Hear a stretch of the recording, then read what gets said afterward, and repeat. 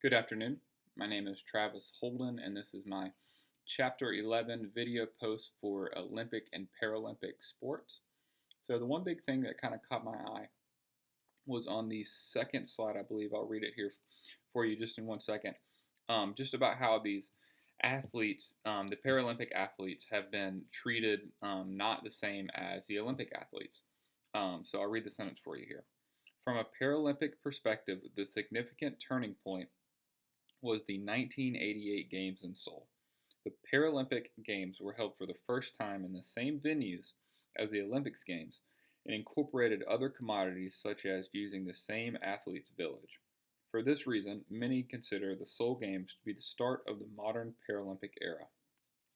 So we're thinking these athletes are not only training, for 4 years as hard as they possibly can, just like every other, Olympic athlete, but they're not getting to use the same venues. They're not getting the publicity like these Olympics athletes are. Not even getting to stay in the same village. So in 1988, this all changed, and they finally started to get the recognition that they should. Um, so we think about how it says in 2014 there was 547 athletes across 5 sports, 45 national Olympic committees across 5 sports participated in the games. And then in just 2 years, that 547 athletes jumped all the way to 4,328 athletes from 159 national Paralympic communities competed in the 22 sports.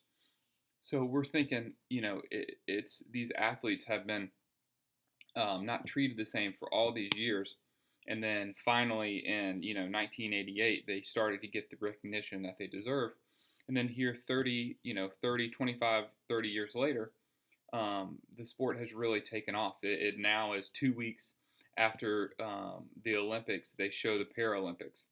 And here in 2020, when the Olympics are going to be in Tokyo, we're thinking, if that number in 2016 was 4,328, we're talking about maybe 8,000, 10,000 athletes being able to come and participate, show their abilities, and be kind of seen more than just their physical disability or their mental disability. So I think it's the 1988 Games in Seoul that kind of sparked this this kind of new era of seeing these Paralympic athletes as just Olympic athletes.